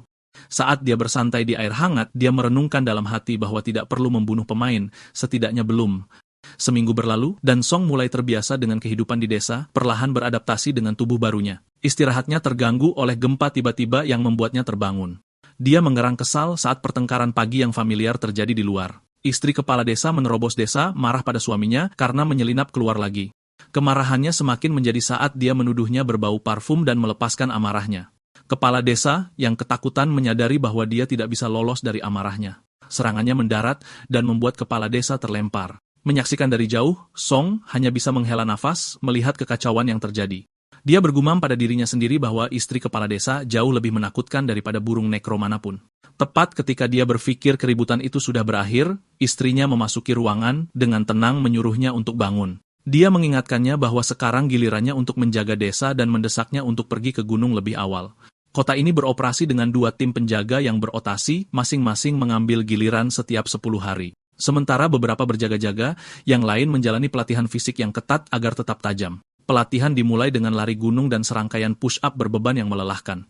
Mereka melanjutkan dengan latihan memukul tiang. Akhirnya, tiba waktunya untuk latihan sparring di antara anggota tim, dan Song menghadapi lawan yang menjulang tinggi yang menyambutnya dengan riang, membuatnya gugup. Dia memperingatkannya untuk tidak meremehkannya, tersenyum percaya diri saat dia menyadari siapa dia. Dia menyadari bahwa mitra sparringnya tidak lain adalah istri kepala desa. Frustrasi, dia mengeluh bahwa mereka pasti menjebaknya dengan sengaja. Kapten tertawa, menjelaskan bahwa dia adalah satu-satunya wanita di tim mereka dan dia dipasangkan dengannya karena dia baru. Pertandingan dimulai, dan dia melangkah maju dengan bersemangat sementara Song ragu-ragu, takut akan apa yang akan terjadi. Istri kepala desa menjadi tidak sabar dan memutuskan untuk menyerang lebih dulu, meluncurkan dirinya ke arahnya dengan percaya diri. Mata Song membelalak saat dia mengenali posisi itu. Dia menyerbu maju dengan kekuatan ledakan, mengguncang tanah saat dia mendekat. Song nyaris menghindar saat dampaknya meninggalkan kawah di tempat dia pernah berdiri. Dia menatap tak percaya, menyadari kekuatannya yang luar biasa, bisa meratakan orang biasa. Sebelum dia bisa pulih, sebuah tinju besar meluncur ke arahnya dari atas. Dia membeku, tidak dapat bereaksi saat serangan tanpa henti berlanjut. Serangkaian pukulan menghujani dia, setiap serangan lebih cepat dari yang terakhir. Dia menenangkan diri, menganalisis ritme dan kecepatannya saat dia mulai beradaptasi. Tetapi kepercayaan dirinya goyah ketika dia tiba-tiba merasakan sesuatu yang tidak terduga mendekat. Istri kepala desa melepaskan pukulan dahsyat yang dia sebut bola perusak, membuat Song benar-benar lengah. Dampaknya mendarat tepat di wajahnya, membuatnya terbang ke udara. Tubuhnya meluncur melintasi lapangan saat rekan satu timnya berhamburan panik untuk menghindari dia menabrak mereka. Kelompok itu menyaksikan dengan kaget, tidak yakin apakah dia akan selamat dari pukulan yang begitu kuat. Istri kepala desa menyipitkan matanya, sementara kapten menyatakan kekecewaannya. Terkubur di tanah, Song terbaring tak bergerak saat mereka berasumsi dia akan pingsan selama berhari-hari. Tetapi beberapa saat kemudian, dia mengerang saat dia bangkit marah karena betapa sakitnya itu. Istri kepala desa memuji daya tahannya dan bertanya apakah dia siap untuk melanjutkan. Song menerima, tetapi pertama-tama memutuskan untuk mengajukan pertanyaan kepadanya sebelum melanjutkan pertandingan. Dia bertanya, berapa banyak serigala ikan yang bisa dia tangani sendiri, membingungkannya dengan topik yang tiba-tiba itu. Dia mengakui bahwa dia hampir tidak bisa melawan satu pun, dan hanya kapten mereka yang bisa melawan binatang buas seperti itu sendirian. Song menyeringai pada dirinya sendiri, menyadari bahwa dia masih memiliki jalan panjang sebelum menghadapi Raja Serigala Putih, dan memutuskan ini adalah momen yang tepat untuk mengukur seberapa jauh kekuatannya saat ini dapat membawanya. Mengatur napasnya, dia berterima kasih kepada wanita itu karena telah menjawab pertanyaannya, bersiap untuk putaran berikutnya. Dia dengan riang menyatakan bahwa begitu dia mengalahkannya, target berikutnya adalah kapten. Wanita itu tampak terpana sementara kapten menatap balik dengan tak percaya, bertanya-tanya apakah anak itu serius. Yang lain berbisik di antara mereka sendiri, memastikan bahwa mereka mendengarnya menantang kapten. Marah, para penonton meneriakinya karena terlalu sombong dan mendesak istri kepala desa untuk memberinya pelajaran. Dari jauh, yang lain mendengar jeritan bergema dari pegunungan. Mereka mendengar keributan dan berasumsi tempat pelatihan gunung sedang kacau. Pemimpin mereka, yang memerintahkan beberapa orang untuk menyimpan hasil buruan mereka baru-baru ini, sementara yang lain mengikutinya untuk menyelidiki. Mereka tiba kembali di medan perang dan melihat istri kepala desa. Ekspresi yang mengeras saat dia merasakan sesuatu yang tidak terduga. Dia melihat istri kepala desa terhuyung-huyung, dan dia hanya bisa tersentak tak percaya bahwa dia mulai kalah. Matanya menyala dengan amarah, ketenangannya retak saat amarah mengambil alih. Dengan marah, dia meluncurkan dirinya ke arah Song dengan kecepatan yang menyilaukan, meneriakinya dengan frustrasi saat dia turun untuk serangan lain. Istri kepala desa menerjang Song dengan teriakan marah, seluruh tubuhnya berputar di udara saat dia bersiap untuk menyerang. Song menyeringai percaya diri, matanya berbinar saat dia menyiapkan gerakan berikutnya. Dengan waktu yang tepat, dia membalas, mendaratkan pukulan langsung yang memotong momentumnya. Dampaknya mengirimkan gelombang kejut yang dahsyat saat dia menyelinap pergi. Dia menuduhnya bertarung kotor setelah dia dengan cerdik menggunakan pasir untuk membutakannya. Tenang sekali lagi, dia bersumpah untuk memberinya pelajaran yang menyakitkan. Sebelum dia bisa bertindak, dia mendaratkan pukulan bersih lainnya ke wajahnya. Keduanya bertukar pukulan dengan cepat saat para penonton berbisik tak percaya. Kapten menyaksikan dari jauh, menyadari bahwa Song bertarung murni berdasarkan naluri, tidak menyadari aturan sparring. Dia menyipitkan pandangannya, menyadari bahwa meskipun taktik Song tidak konvensional, dorongannya untuk menang mencerminkan seseorang yang telah menghadapi monster sungguhan. Wanita itu menyalurkan kekuatannya ke dalam serangan marah, meraung saat tanah bergetar di bawahnya. Song bergerak lebih cepat dan menghindari pukulannya dengan mudah. Song menyipitkan matanya saat dia bersiap untuk dampaknya. Dengan waktu yang tepat, dia menyelinap melewati serangannya, membuat kerumunan terkesiap saat mereka menyadari dia menghindarinya sepenuhnya. Dia melesat melintasi arena, bergerak terlalu cepat untuk diikuti siapapun. Wanita itu berputar, bingung dan marah, memindai debu untuk mencari tanda-tanda dirinya. Dalam sekejap, dia muncul di belakangnya, meluncurkan diri ke depan dengan kecepatan ledakan. Para penonton bersorak terkejut, menyadari dia berputar di belakangnya untuk menyerang. Dia menukik rendah, menyapunya menjadi grappling yang berputar. Dia terlambat menyadari bahwa dia menggunakan teknik penguncian untuk menyeretnya ke bawah. Dengan bantingan yang kuat, dia mendorongnya ke tanah. Song mengencangkan cengkeramannya dan tegang dengan seluruh kekuatannya, memutar lengannya saat suara sendi yang meletup memenuhi udara. Wanita itu menjerit kesakitan, dengan panik menyerah saat dia menyadari lengannya akan patah. Sebuah klakson berbunyi di seluruh arena, menandakan akhir pertandingan. Wasit menyatakan Song sebagai pemenang, namanya bergema di arena latihan. Song tertawa bangga, tetapi kapten mengingatkannya bahwa kemenangan datang melalui kecerdikan, bukan kekuatan mentah. Tanpa gentar, Song menantang untuk ronde berikutnya. Kapten mengawasi dengan geli, berpikir bagaimana Song mengingatkannya pada dirinya yang lebih muda. Sebuah suara bergema, memanggil Song anak baik. Yang mendekat, geli dengan keberanian Song untuk menantang atasannya. Dia mengejek kapten yang lebih tua, menggoda bahwa usia akhirnya mulai menyusulnya. Kapten membalas tatapannya, memperingatkan yang untuk tidak ikut campur urusannya, membalas dengan sindiran tentang rambut pria itu yang mulai beruban. Ledakan tawa bergema, keras dan mengejek. Yang mengejek kapten, mengejek bagaimana usia dan kelembutan telah menumpulkan ketajamannya yang dulu garang. Dia membual tentang perburuannya baru-baru ini, mengklaim telah membunuh 8 binatang sambil tertawa sombong. Tawanya tiba-tiba terdiam saat sesuatu mengenai bagian belakang kepalanya. Dia berputar dengan marah, menuntut untuk tahu siapa yang berani memukulnya. Tamparan tiba-tiba lainnya mendarat, membuatnya tersandung karena tidak percaya. Song menyeringai nakal di antara dua prajurit, berpura-pura tidak bersalah sambil memprovokasi pria yang marah itu. Marah, pria itu menuduh Song kurang ajar, sementara yang lain menahannya dengan geli. Yang mengeluh kepada kapten, menyebut kelompok Song tidak disiplin dan kasar. Kapten menyeringai, menyarankan agar yang sendiri mengajari pendatang baru itu pelajaran. Menyadari jebakan itu, yang mencibir pada dirinya sendiri, mengutuk kapten karena mencoba menjebaknya untuk melatih tentaranya. Pukulan lain mendarat tepat di kepala pria itu, membuatnya membeku sesaat karena tidak percaya.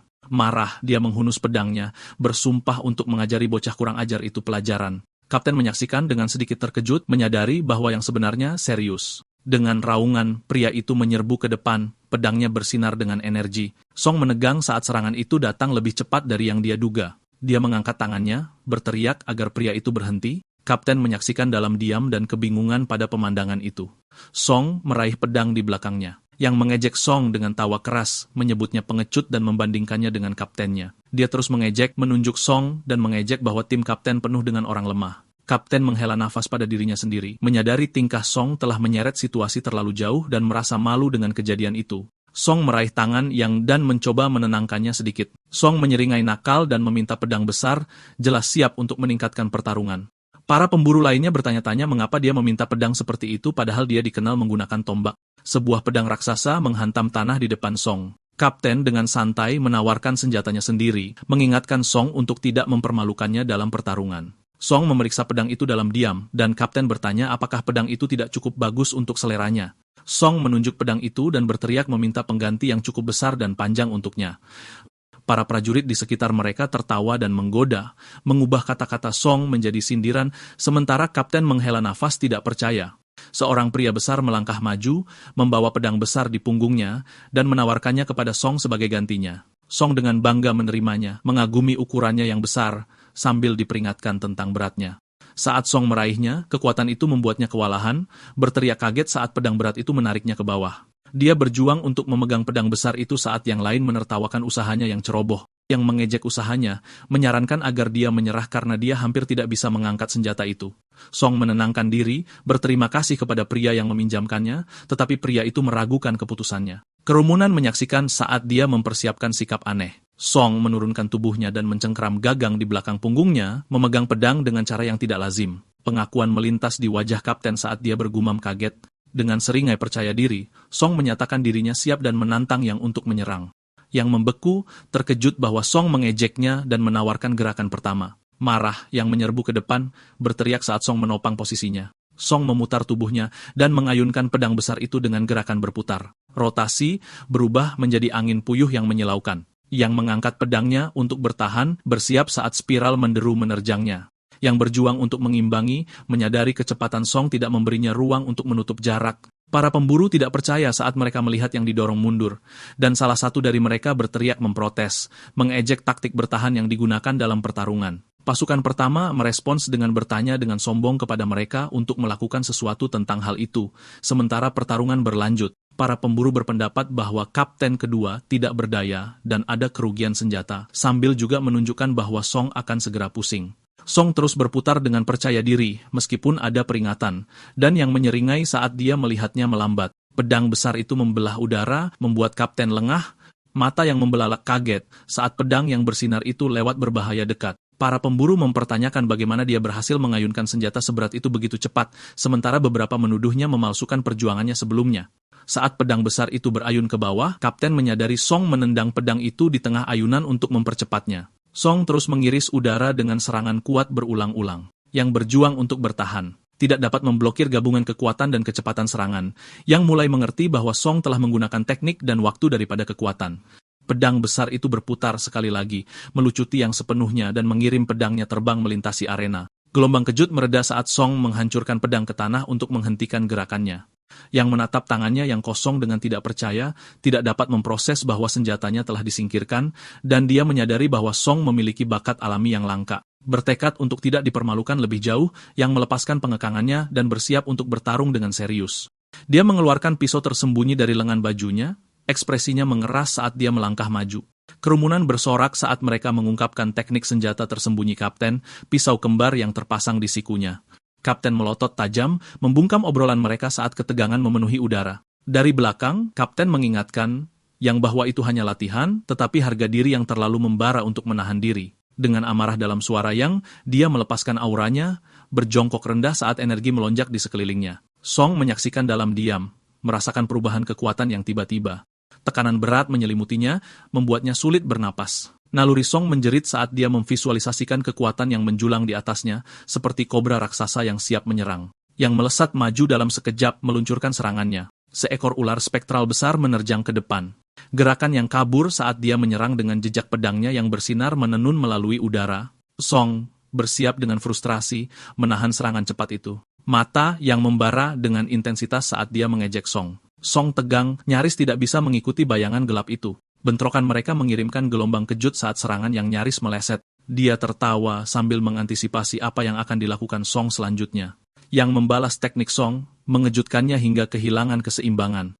Dampaknya membuat Song terlempar ke belakang, tubuhnya jatuh dengan keras ke tanah. Gelombang energi mendarat tepat di depannya. Pasukan yang mencemooh dan menyombongkan kemenangan kapten sambil mengejek Song. Kapten berkomentar tentang lolosnya dia, menyadari betapa mematikan serangan itu, dia menyadari bahwa yang sudah bertindak terlalu jauh. Berjuang untuk mengatur napas, Song merenungkan bagaimana gelombang kekuatan menyelamatkannya pada menit terakhir, membuatnya bertanya-tanya apakah kekuatan misterius itu berasal dari inang tubuh aslinya. Dia mempelajari energi yang mengalir melalui dirinya, mengenali berat dan keakrabannya dari percobaan kematian sebelumnya. Yang mengejeknya, bertanya apakah dia siap menyerah, sementara pasukannya menyombongkan kekuatannya. Kapten mengejek Yang, bertanya apakah ada yang bisa dibanggakan ketika pedangnya juga terlempar. Yang menendang pedang besar itu ke arah Song. Song melihat pedang di depannya, bingung. Mengakui keadilan situasi ini, yang mengundangnya untuk melanjutkan duel mereka.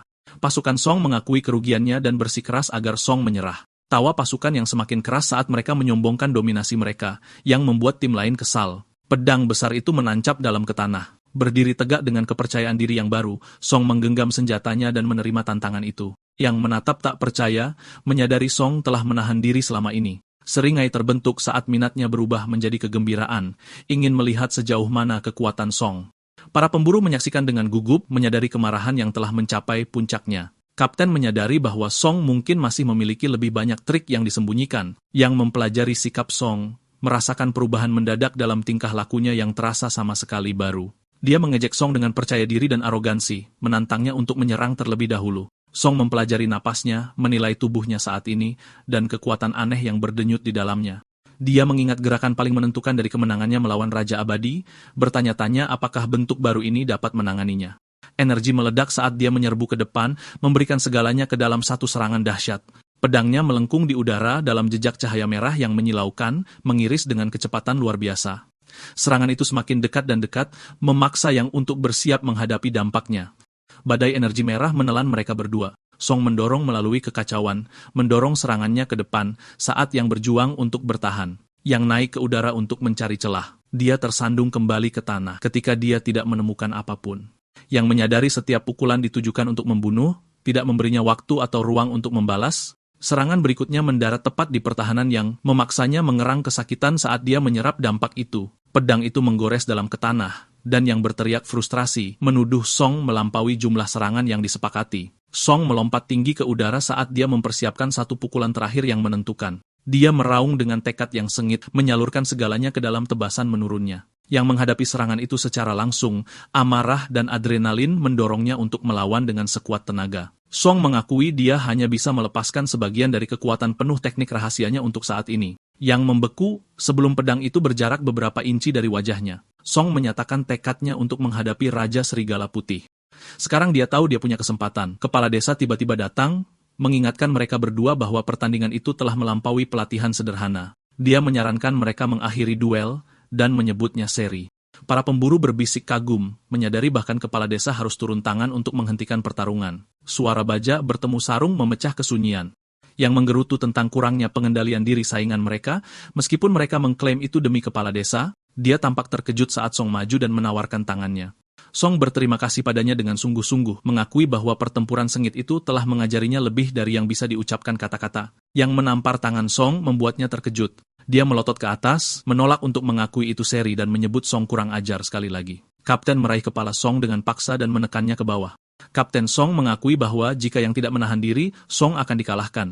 Kedua pasukan membungkuk dalam-dalam, berterima kasih kepada kapten atas pelajaran dan pelatihan intensif yang telah mereka terima. Kepala desa bertepuk tangan, memuji kerjasama dan persatuan mereka sebagai tanda kekuatan desa yang berkembang. Dengan senyum hangat, dia mengumumkan ritual malam itu untuk merayakan upaya mereka dan mendesak semua orang untuk hadir. Para pemburu bersorak dengan gembira, senang dengan festival lain. Song tampak bingung dengan antusiasme mereka, menanyakan mengapa mereka begitu senang dengan pengorbanan itu. Rekannya tertawa dan mulai menjelaskan bahwa ritual itu tidak seperti yang mungkin dipikirkan Psalm. Kemudian, sebuah kendi tanah liat terbanting ke tanah selama festival. Di sekitar api unggun, para pemburu merayakan dengan liar, bersumpah untuk tidak berhenti minum sampai matahari terbit. Tawa semakin keras saat mereka saling menggoda dan mengangkat cangkir mereka tinggi-tinggi. Song terkekeh melihat tingkah mereka sambil diam-diam menikmati minumannya. Tenggelam dalam pikiran, dia menyesap dari cangkirnya, mengagumi bagaimana tempat tersembunyi seperti ini bisa ada di bawah desa. Pandangannya terangkat ke gua besar di depannya, dan dia berkomentar dengan kagum bahwa ini pasti asal mula nama desa. Di dekatnya, kedua kapten berbagi percakapan yang tenang, mengakui keterampilan Song yang tidak terduga. Yang bercanda menyarankan untuk mengambil Song untuk dirinya sendiri, mendapatkan penolakan yang tajam. Sementara itu, Song bertanya mengapa para kapten tidak menangani masalah yang mereka diskusikan sebelumnya. Rekannya menjelaskan bahwa kedua kapten berbagi masa lalu yang rumit sejak masa muda mereka, ditandai oleh persaingan dan kepahitan yang semakin dalam. Ketika istri Kapten Song terlibat, suara yang memotong tawa menuntut untuk tahu apakah gosip itu akhirnya berhenti. Kelompok itu panik dan meminta maaf dengan keras saat kehadiran kapten yang mengintimidasi membuat mereka merinding. Ritual dimulai di bawah kristal merah yang menjulang saat semua orang berlutut dengan hormat di depannya. Desa makmur melalui penambangan dan perdagangan batu-batu ini yang menjaga perdamaian di wilayah tersebut. Orang-orang memperlakukan kristal merah seperti dewa suci. Tetapi kenyataannya lebih gelap karena batu itu menuntut darah untuk mempertahankan kekuatannya. Kepala desa memanjat platform dan menuangkan persembahan di atas kristal besar itu. Darah meresap ke permukaan merah dan kristal berdenyut dan bersinar dengan hebat. Segera, kristal di sekitarnya mulai berkilauan dan serempak. Cahaya mereka merambat melalui terowongan menerangi gua. Kristal bercahaya yang tergantung dari langit-langit gua membuat para pemburu kagum saat mereka mengagumi pemandangan yang menakjubkan.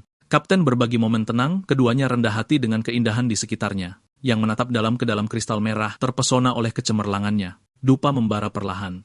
Persembahan diatur dengan hati-hati di depan kristal, dan para pemburu berbaris untuk memberikan penghormatan mereka. Kapten berlutut di depan altar terlebih dahulu. Salah satu pemburu memanggil kapten menanyakan mengapa dia pergi begitu cepat, dan dia menjawab bahwa dia harus pergi ke keluarganya. Yang menggodanya dengan seringai nakal, bercanda tentang istrinya yang menunggu di rumah. Kapten menanggapi dengan sombong, membual tentang sukacita memiliki keluarga, dan mengejek kehidupan lajang yang godaan itu berlebihan, dan yang memerah karena marah saat yang lain tertawa terbahak-bahak di sekitar mereka. Kemudian, dua pemburu berdiri di dekat pintu masuk, menggerutu karena melewatkan perayaan sementara semua orang merayakannya. Salah satu dari mereka menyarankan untuk beristirahat karena tugas mereka akan berlangsung sampai pagi. Di dalam lumbung, bayangan bergerak di antara tumpukan biji-bijian dan perbekalan. Makhluk yang ditangkap oleh pasukan yang sebelumnya terbaring tak bergerak di tanah.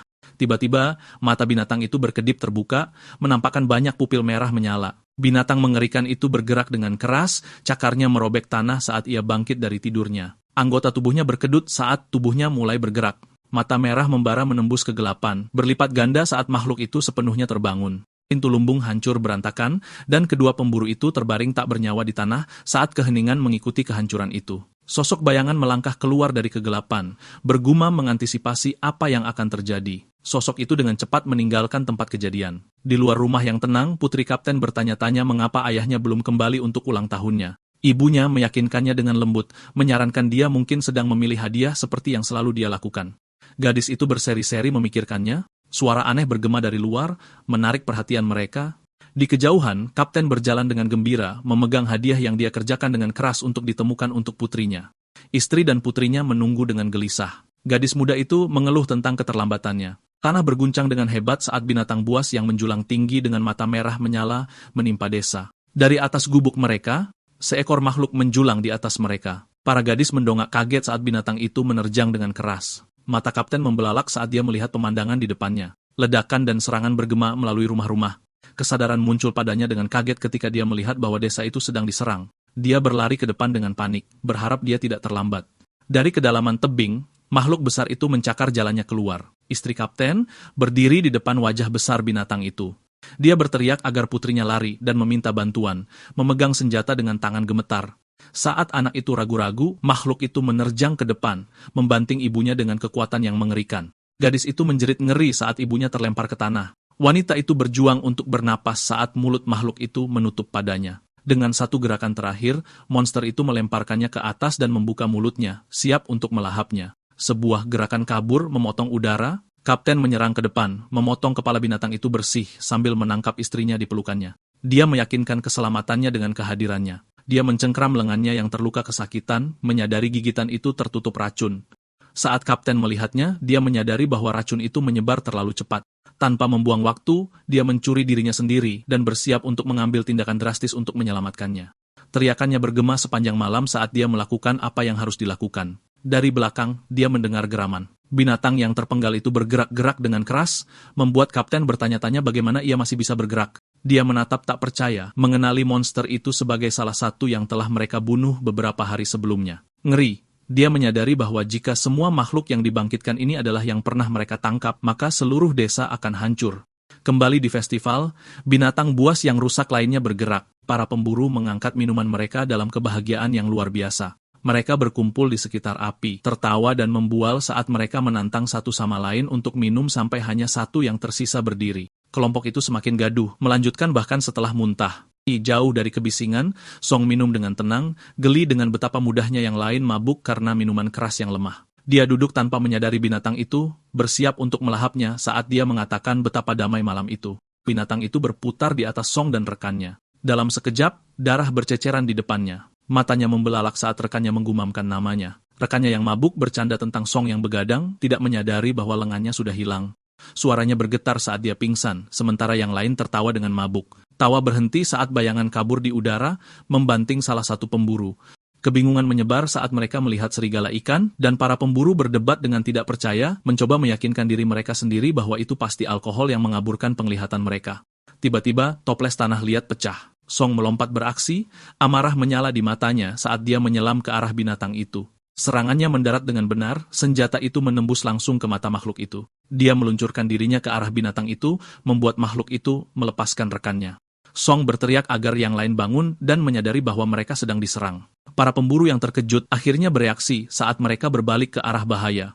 Serigala ikan mencoba menyerang Song secara mengejutkan. Salah satu pemburu mencegat dan menyerang monster itu sebelum mencapai Song. Pemburu menyelam, siap untuk memberikan pukulan. Para penjaga menyiapkan senjata mereka saat salah satu dari mereka memerintahkan semua orang untuk bersiap untuk bertempur melawan binatang yang dihidupkan kembali. Kepanikan menyebar ketika yang lain disuruh memberitahu kepala desa sebelum situasinya memburuk. Makhluk besar itu muncul, dikelilingi pemburu yang berusaha keras menahannya. Salah satu dari mereka menyuruh Song untuk keluar dan memeriksa situasi. Pemburu itu menoleh ke anggota regu kedua yang bersikeras untuk tetap bertarung. Song berlari menyusuri terowongan menuju kekacauan yang bergema di luar. Pikirannya kembali pada rekan-rekannya yang telah gugur, membuatnya mengutuk dengan frustrasi. Dia menyadari situasinya telah melampaui apa yang diantisipasi siapapun dan mengenalinya sebagai awal dari permainan mematikan. Kenangan akan teman-teman barunya terlintas dalam benaknya saat dia menyesali betapa cepatnya keadaan berubah. Para penyintas berlari ketakutan, berteriak tentang mimpi buruk kembalinya serigala dan bagaimana kecerobohan mereka menyebabkan bencana. Langkah kaki tiba, menanyakan siapa yang baru saja diserang. Istri kepala desa melaporkan kematian 2 anggota, dan para pemburu menyesali betapa muda mereka. Pemburu itu menyipitkan matanya ketika dia merasakan sesuatu di depannya. Dia melihat ke depan di terowongan. Tanah bergetar saat kekuatan besar menerobos terowongan, menyebabkan para pemburu mundur karena terkejut. Seorang pemburu pingsan ketakutan saat menghadapi taring mengerikan. Song memanggil mereka, menuntut untuk tahu mengapa mereka berhenti, dan mendesak mereka untuk pergi sekarang. Kata-katanya berakhir tiba-tiba saat matanya membelalak kaget. Dalam kegelapan di depan, binatang buas yang menjulang tinggi itu menghembuskan napas dengan berat. Para pemburu menatap ngeri, lumpuh saat salah satu dari mereka mulai gemetar tak terkendali. Makhluk itu menggeram tak jelas, suaranya berputar antara amarah dan kegilaan. Mata Song membelalak kaget saat dia mengenali suara menakutkan itu. Dia berteriak sekali lagi agar semua orang menyingkir. Terowongan dipenuhi dengan gema yang mengerikan, embusan keras menerpa lorong. Anggota badan mengerikan itu mencambuk udara, mengenai para pemburu, dan membuat mereka menjerit kesakitan. Song bersiap saat serangan itu nyaris mengenainya. 2 binatang buas besar muncul dari kabut, mata mereka tertuju pada para pemburu. Mereka menyadari dengan ketakutan bahwa lebih banyak makhluk telah muncul dan bertanya-tanya berapa banyak yang telah menyerbu desa. Song menghitung situasi suram, mengetahui mereka tidak dapat melarikan diri tanpa mati di tangan makhluk di luar. Dia menatap binatang buas di depannya dan memutuskan tidak ada cara lain. Dia memutuskan bahwa satu-satunya cara untuk maju adalah dengan menghancurkan setiap dari mereka terlebih dahulu. Sementara itu, di rumahnya, neneknya khawatir tentang ketidakhadirannya, sementara istrinya meyakinkan wanita tua itu menawarkan untuk memeriksa di luar. Seekor serigala menjulang di dekatnya, sementara istri Song mencoba menenangkan pikiran neneknya. Tiba-tiba, suara keras mengguncang rumah, mengejutkan kedua wanita itu. Dalam sekejap, makhluk itu terbang di bawah kekuatan besar yang mengenainya. Binatang yang terluka itu merintih lemah, tubuhnya dipenuhi luka. Sebuah tombak berkilauan muncul bersama dengan bayangan seorang wanita. Kabut menghilang untuk memperlihatkan istri Song. Berdiri tegak dengan senjatanya di tangan, dia mengamati kehancuran, mencatat situasi suram yang melanda desa. Dia melompati gunung dan bayangan mendekatinya dari bawah. Kepala desa mendarat dan bergegas melaporkan bahwa binatang buas yang terbunuh telah hidup kembali dan menghancurkan desa. Dia mengatakan kepadanya bahwa dia telah curiga yang memungkinkannya untuk mengambil tindakan pencegahan, tetapi dia masih tidak yakin apakah kota itu akan selamat. Istri Song tetap tenang, meyakinkannya bahwa takdir selalu menemukan jalannya. Dia bertanya tentang suaminya, dan kepala desa mengungkapkan dia masih di dalam gua. Nada suaranya berubah serius, mengatakan bahwa jika ini menandai awal dari jebakan kematian, itu masih jauh dari selesai. Kepala desa mengatakan bahwa kelangsungan hidup sekarang sepenuhnya bergantung pada keberuntungan Song. Kembali di gua, Song mengeluarkan raungan sengit saat dia menghadapi binatang itu. Dia meluncurkan dirinya ke depan dan memukul binatang itu dengan pukulan yang kuat. Monster itu merintih saat baunya menghantam tanah. Orang-orang yang kelelahan berdiri di atas makhluk yang jatuh, lega bahwa pertempuran tanpa henti akhirnya berakhir. Mereka berkomentar tentang bagaimana binatang buas itu, meskipun cepat, kurang memiliki kekuatan sejati, dan tidak semenakutkan seperti yang pertama kali terlihat. Kelompok itu memeriksa luka-luka mereka, menyadari bahwa sebagian besar luka dangkal dan mudah ditangani. Song mencatat luka ringannya sendiri tetapi menjadi gelisah. Dia meringkuk, merasakan bahwa situasinya terasa mencurigakan. Para pemburu memutuskan untuk berkumpul kembali, mengetahui makhluk besar di luar masih menghalangi jalan mereka sementara yang lebih kecil terus hidup kembali. Beberapa berspekulasi bahwa monster mungkin bertindak dengan kecerdasan, mungkin berpura-pura mati untuk menyusup ke desa. Sebelum mereka dapat berpikir lebih jauh, salah satu dari mereka tiba-tiba berteriak dan muntah tak terkendali. Yang lain menatap dengan bingung sebelum mereka mulai merasakan kegelisahan yang sama. Song melihat sekeliling dengan khawatir saat semua orang mulai muntah. Ekspresinya berubah kaku saat gelombang kesadaran menyapu dirinya. Denyut nadi jahat berdetak dari lubuk hati. Bisikan mengendalikan ke dalam hati mereka. Jeritan parau lolos dari mereka saat kekuatan tak terlihat itu mengambil alih.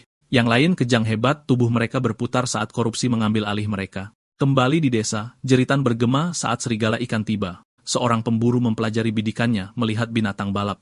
Komandan berteriak agar anak buahnya mengangkat perisai mereka dan bersiap untuk benturan. Para prajurit berdiri teguh, bentrok langsung dengan makhluk itu. Obor menyala saat mereka bersatu, menyerbu ke depan dengan tekad berapi-api. Binatang buas yang terbakar meledak dalam ledakan. Dari menara pengawas, seorang penjaga menghitung jumlah binatang buas yang terlihat, bingung ketika totalnya tidak sesuai dengan apa yang dilaporkan sebelumnya. Melalui teleskopnya, dia melihat dua bentuk bergerak cepat melintasi medan. Matanya membelalak saat dia menyadari mereka menuju rumah kapten.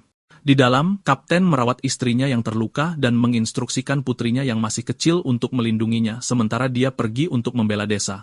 Putrinya memegangi dadanya dan memohon agar dia tidak pergi.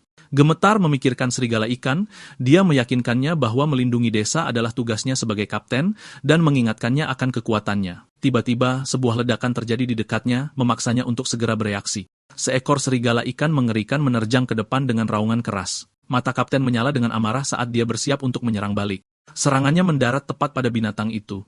Dia memberikan tendangan ke dadanya, mendorong satu ke yang lain. Dengan gelombang kekuatan terakhir, dia mengiris binatang buas itu, meninggalkan mereka berkeping-keping, sisa-sisa monster berjatuhan di sekelilingnya. Dia berdiri teguh, menatap bayangan yang berani menyerbu rumahnya. Sungguh tak percaya, makhluk yang baru saja dia bunuh bangkit kembali, sepenuhnya beregenerasi. Kapten membeku saat bayangan lain muncul di belakangnya. Dua monster bangkit dan melolong. Dikelilingi, dia akhirnya mengerti sifat musuhnya. Dia menyadari monster-monster ini bisa hidup kembali, tidak peduli seberapa parah lukanya. Meskipun demikian, dia bersumpah untuk melindungi keluarganya dengan segala cara. Bulan bersinar saat kapten menyerbu maju, melepaskan badai tebasan yang membutakan. Tetapi saat satu serigala beregenerasi, dia mengertakkan gigi menyadari serangannya kehilangan ketajamannya. Kelelahan mulai terasa saat pertarungan tanpa akhir membuatnya lelah, frustrasi meningkat setiap ayunan. Dia terengah-engah, memaksa dirinya untuk tetap tegak, putus asa untuk tidak pingsan saat keluarganya menyaksikan dari jauh. Di tempat lain di pegunungan, sesosok orang duduk dan menyalahkan kapten karena menghalangi jalannya. Dengan seringai jahat, dia menyatakan niatnya untuk membunuh. Di dalam gua, para pemburu berteriak kesakitan saat tubuh mereka diambil alih. Gerakan mereka tumbuh panik saat mereka menyerbu dengan liar. Mata bersinar dengan amarah dan kegilaan. Kekacauan meletus saat para pemburu mulai saling menyerang. Suara misterius mendesak Song untuk melepaskan setiap ons amarah yang terpendam di dalam dirinya. Sebuah ingatan muncul tentang kakaknya yang meregangkan badan dan menyapanya. Kakak Song berbalik dengan bingung saat melihat Song duduk di lantai, bermain game. Kakaknya terkejut melihat dia terbangun, sementara Song hanya membual tentang bisa mengalahkan serigala ikan dengan lebih mudah sekarang.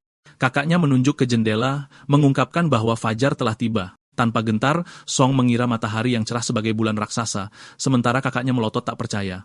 Song panik ketika dia menyadari dia telah bermain sepanjang malam dan takut akan murka orang tuanya. Dia mendengar gonggongan di luar dan segera berasumsi bahwa orang tuanya telah datang mencarinya. Pengontrol game langsung dilempar ke tanah saat ayah mereka masuk dengan marah, memarahi mereka berdua karena membuang-buang waktu dan begadang semalaman. Ayah Song mengutuk kakaknya karena bersembunyi dan menjadi pengaruh buruk. Ceramah berlanjut, dipenuhi dengan kekecewaan atas pilihan mereka, dan ketidakpercayaan bahwa keduanya bisa mencari nafkah dengan bermain game atau streaming.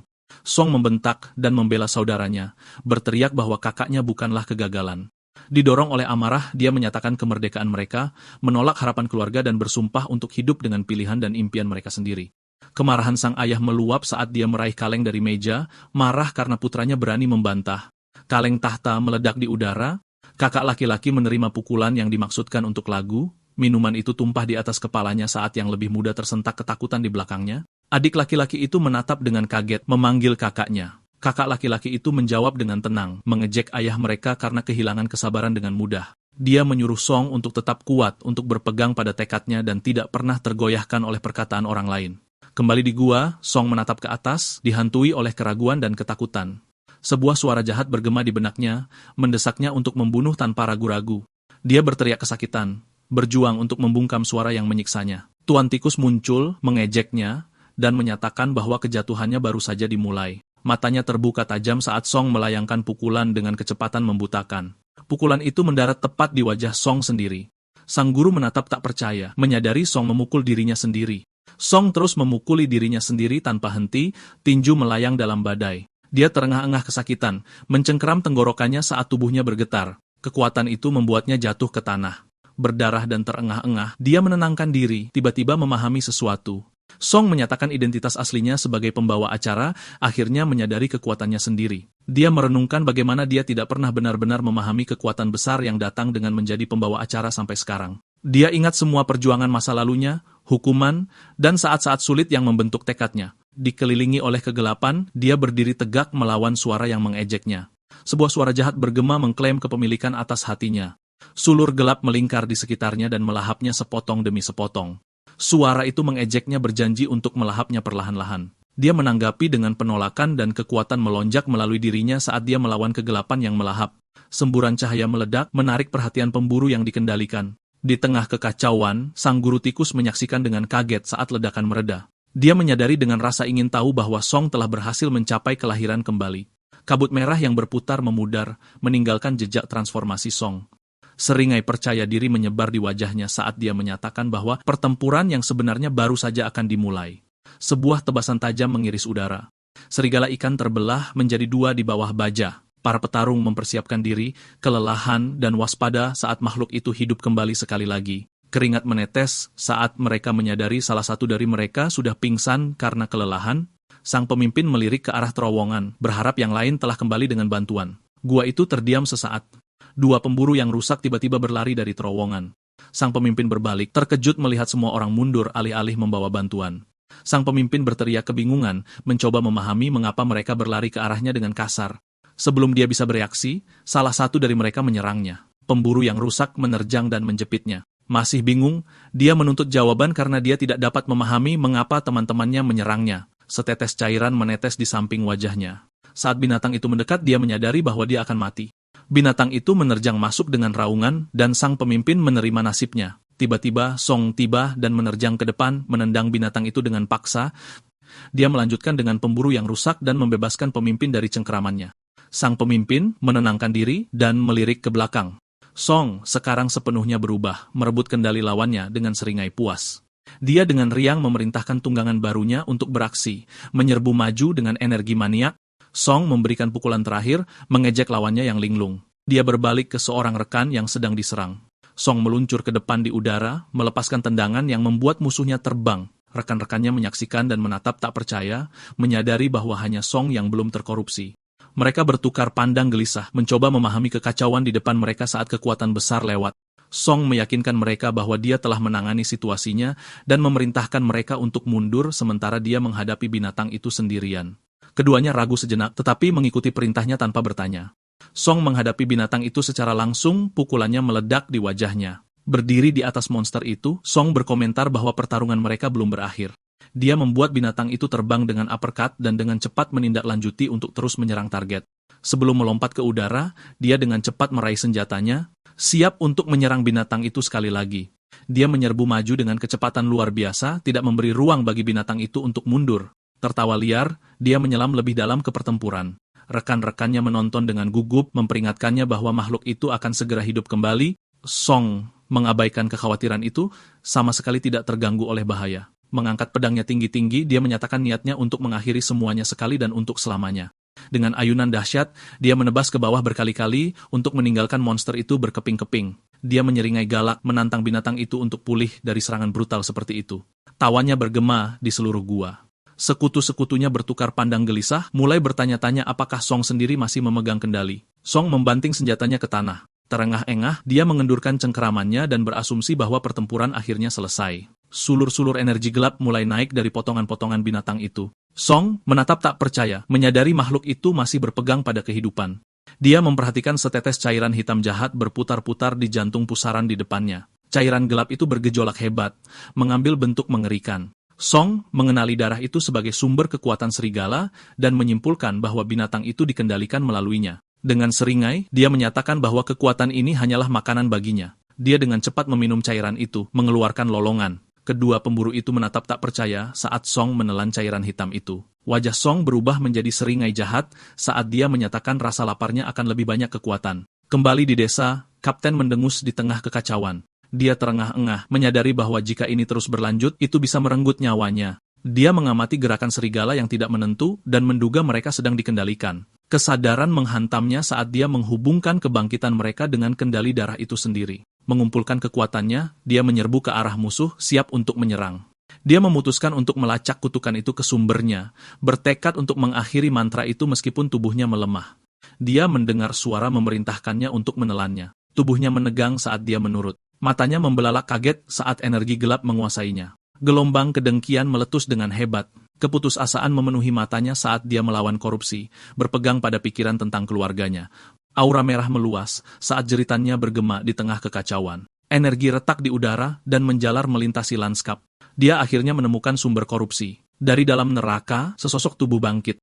Sosok itu menyadari bahwa Kapten telah membangkitkan kemampuan ilahi dasar, melangkah ke kultivasi melalui kemauan belaka. Kewalahan oleh gelombang itu, Kapten berteriak. Dikelilingi oleh serigala, Kapten menyadari dengan ngeri bahwa musuh adalah seseorang dari desanya sendiri. Matanya membelalak saat dia merasakan kehadiran bergegas ke arahnya. Dia menyadari bahwa kedua binatang itu menuju istri dan putrinya. Ledakan tiba-tiba meletus dari tanah. Kapten mencapai tepat waktu untuk menangkap dan melindungi istrinya dari kekacauan. Saat dia membawa istrinya ke tempat yang aman, dia melihat sesosok tubuh tergeletak di tanah. Matanya membelalak tak percaya ketika dia menyadari itu putrinya. Gadis muda itu terbaring tak bergerak saat sesosok tubuh terwujud di dalam kabut. Yang melangkah ke depan, matanya lebar dan tak terbaca. Pengakuan terpancar di mata Kapten saat dia menggumamkan nama yang dengan kaget. Mata yang bersinar merah saat dia mengangkat senjatanya untuk menyerang putri Kapten. Kapten berteriak dengan amarah, menuntut yang untuk berhenti. Wajah yang berubah menjadi seringai buruk. 30 tahun yang lalu, hujan turun deras di pegunungan.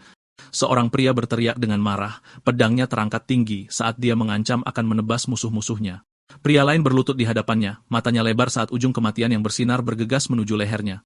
Tetapi pada saat itu, prajurit lain mencegat serangan itu. Kedua pria itu jatuh ke tanah, mengejutkan para algojo. Suara-suara mulai berbenturan dengan panik saat mereka menyebutkan bahwa Yang dan Kapten berada di depan. Kembali di masa sekarang, pedang basah menjulang di atas putri Kapten. Kapten berlutut lemah di atas putrinya. Pedang itu menembus punggungnya sebagai gantinya. Dia memohon Yang untuk mengampuni keluarganya, mengingatkannya pada kehidupan yang pernah diselamatkan. Yang menyeringai, mengungkapkan bahwa ancaman terhadap keluarganya hanyalah umpan untuk memancingnya ke dalam jebakan fatal ini. Dengan sombong, dia mengejek kesetiaan Kapten dan menyatakan niatnya untuk mengklaim semua yang pernah dia lindungi. Setelah memberikan pukulan terakhir Kapten, dia berlari menjauh dari tempat kejadian. Kapten pingsan, namanya memudar ke dalam angin saat dia jatuh ke tanah. Yang berlari melalui pegunungan, merasa lega bahwa ancaman terbesar sekarang hilang. Dia menikmati aliansinya dengan Raja Serigala Putih, sudah membayangkan dirinya sebagai penguasa baru desa. Tiba-tiba, kepercayaan dirinya yang sombong goyah saat dia melihat sesuatu di depan. Kejutan menyelimutinya saat dia melihat Song di atas serigala besar yang jatuh. Yang menyeringai, bertekad untuk tidak membiarkan Song melarikan diri. Beberapa saat sebelumnya, Song berdiri di tengah badai kekuatan, dilahap oleh kekuatannya sendiri yang tumbuh. Rekan-rekannya menyaksikan dengan tidak percaya, bertanya-tanya apakah dia akhirnya kehilangan akal sehatnya. Tiba-tiba, ekspresi Song berubah menjadi kebingungan. Dia memuntahkan cairan dari mulutnya. Cairan itu terciprat ke batu merah, langsung membingungkan rekan-rekannya. Energi. Song memperhatikan bagaimana batu itu mulai menyerap darah seperti saat ritual. Dia menyeringai jahat, menyadari kekuatan yang bangkit di hadapannya. Dia mengambil pedangnya di gagangnya. Dengan raungan, dia membelah batu itu menjadi dua, dan rekan-rekannya tidak bisa menahan diri untuk berteriak. Mereka bergegas masuk untuk menahan Song, berteriak agar dia berhenti sebelum melakukan sesuatu yang tidak dapat diubah. Mereka memohon padanya, mengingatkannya bahwa kristal itu melambangkan keyakinan suci mereka. Song menjawab, berpendapat bahwa keyakinan mereka dapat diubah menjadi senjata yang cukup kuat untuk menghadapi musuh mereka. Dia memberi mereka ultimatum apakah akan mati, melindungi kepercayaan mereka atau bertahan hidup dengan menggunakannya. Kedua pemburu itu berdiri dalam diam sebelum mengangguk setuju, mengakui keputusan itu dengan hormat. Kristal merah retak dan Song mengukir potongan besar, mengabaikan protes orang lain tentang membuang-buang bahan suci. Dari sisa-sisa itu, dia mengangkat pedang lebar berwarna merah raksasa dan mengagumi berat dan kekuatan senjatanya seolah-olah itu dibuat hanya untuknya. Menyatakan nasib desa berada di tangan mereka, dia melangkah keluar dengan percaya diri, tanpa ragu dia menyerbu keluar dari gua. Rekan-rekannya ragu-ragu dengan gugup, memperdebatkan apakah akan mengikuti contohnya atau mengambil risiko hukuman. Diskusi mereka terputus ketika pemburu lain tiba-tiba bergabung, menuntut senjatanya sendiri. Pemburu yang baru terbangun menyatakan niatnya untuk menggunakan palu raksasa dan membuktikan dirinya dalam pertempuran. Terdorong, yang lain dengan gembira memilih senjata mereka, ingin bergabung dalam pertarungan dan menjadi pahlawan. Beberapa saat kemudian, ketiganya berdiri bersenjata lengkap, masing-masing memegang senjata yang ditempa dari kristal merah. Salah satu pemburu dengan bangga mengumumkan bahwa palu besarnya sudah selesai. Rekan-rekannya menatap dengan tidak percaya saat dia mengangkat senjata yang sangat besar, jauh lebih besar dari yang diperlukan. Kristal merah menjulang diam-diam di belakang mereka, sebagian besar telah dikonsumsi. Tanah bergetar saat palu raksasa dibanting ke bawah untuk menguji berat dan kekuatannya. Saat mereka bergegas maju, kelompok itu melihat jejak pertempuran dan menyadari bahwa Song benar tentang penyergapan itu. Mereka mendekati gua dengan hati-hati, memperhatikan bahwa baik binatang maupun Song tidak terlihat. Bingung, mereka memindai medan, bertanya-tanya kemana sekutu mereka pergi. Pusaran gelap terbentuk di langit, dan orang-orang di bawah melihat ke atas dengan kaget, berteriak saat mereka melihat badai. Dalam sekejap, angin puyuh itu jatuh dan menghantam tanah di depan mereka.